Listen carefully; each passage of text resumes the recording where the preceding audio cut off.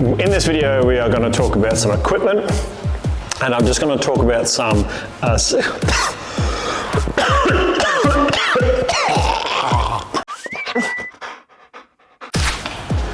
Hello, welcome back. We're going to talk about some equipment today. We're going to start off with some more specialized equipment. Everybody knows a muzzle.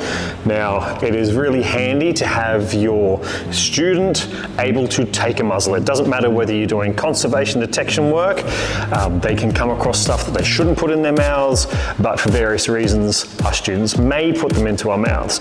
It can also be that you're living out on property and they might eat earth apples. It's also a great idea to have those. It might be that you have a student whose natural go-to when they're scared is to bite.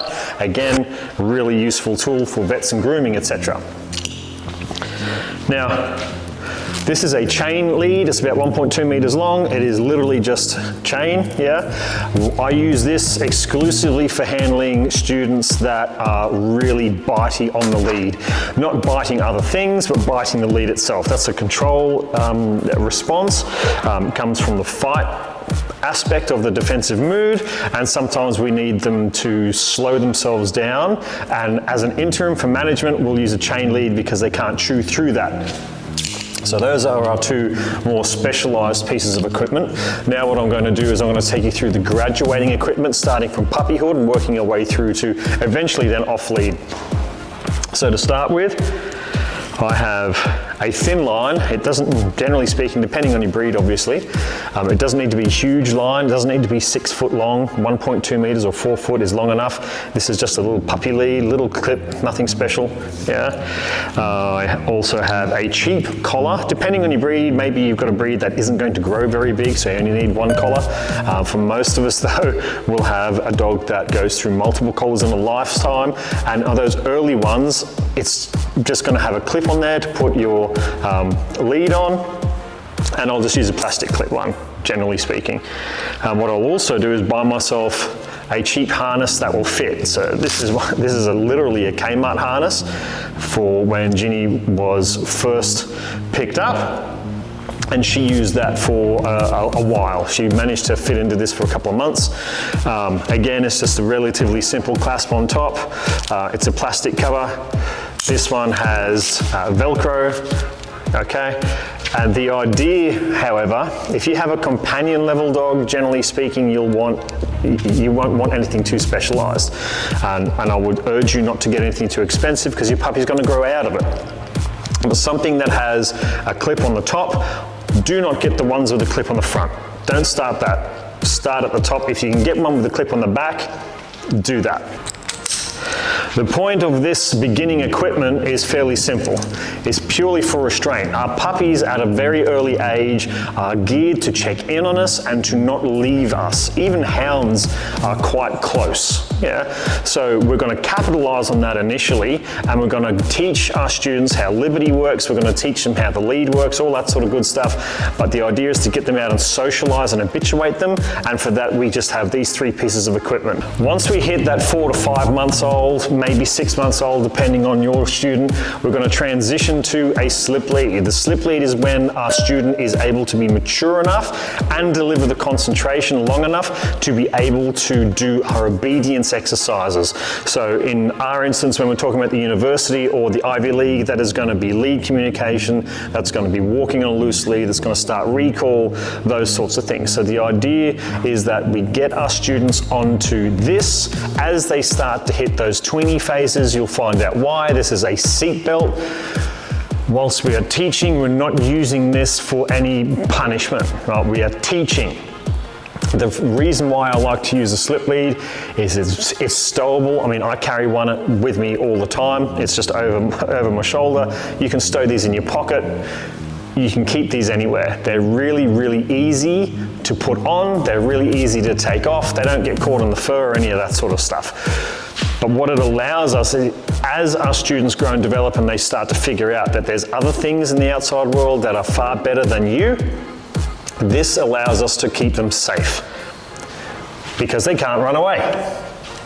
Once we hit a decent level of obedience and our students are mature enough, we can go to just a flat normal lead, whatever you want.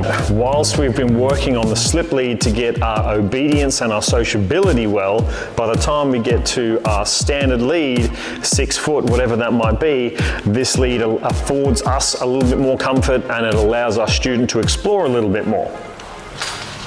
Moving on to the next step, we'll come to a long line.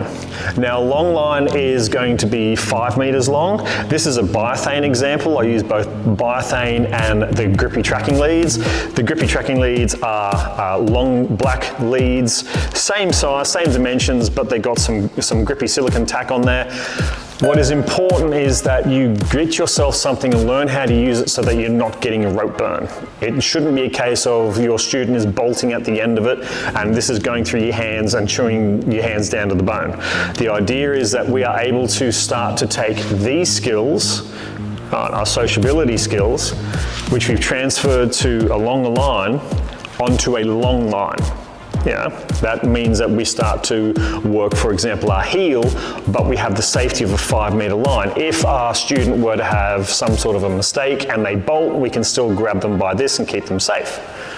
We might be heading towards off-leash reliability, so that means that we may look at introducing something like this. This is a whistle. This is the whistle that I use indoors. You can pick this up from Amazon, for example. You can tune it, you can make it silent so that we can't hear it, but they can. Really, really good tool. And I start to bring that in somewhere around this stage so that our students, by the time we get to the off-lead reliability section of their development, they've already got an understanding of what it is that the whistle is supposed to mean. Before we get to the off-lead, we are going to transition from the long line to a drag line. Now, you could simply use the 5 meter long line and just let that drag behind your student. Sometimes, however, it's more valuable and it is a much better investment to get a 30 meter drag line. It can be a simple lightweight nylon or corded lead. It's supposed to be a drag line. They drag it behind them. This is 30 meters worth of lead. This is much easier to catch than your student when they're bolting. By this stage, generally speaking, I'm going to have our students, remember back in puppyhood, we had them on our little puppy harness. By this stage, I might have my students still back on the harness because I'm training for certain things at this point.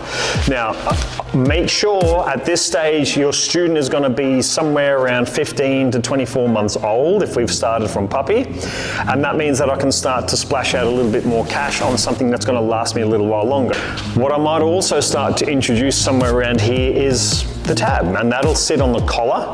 It won't sit on the harness. It sits on the collar, and what I might just do there is I can use this to go back to this stage and help my student out. Remember that every time we make something more difficult for our students, we're going to ease some criteria and make it easier in other ways. So for example, I might have a long line on, I come up to a set of traffic lights, and now I'm going to ask my dog to heel. That means that they sit next to me, but they're finding sit very difficult, or they're a little bit antsy because maybe I'm working through some issues and I've got a dog that likes to go after fast moving vehicles.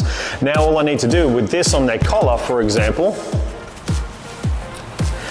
I've got this here, and now I can just give them a little bit of tactile feedback. Each time that they're doing something good, I can go, and they remember, that's it, sweet, all I need to do is keep doing the thing that I'm doing. Or if they are going to break, I can grab a hold of this in a pinch rather than a 5 meter long lead. And from there I can start to adjust my training.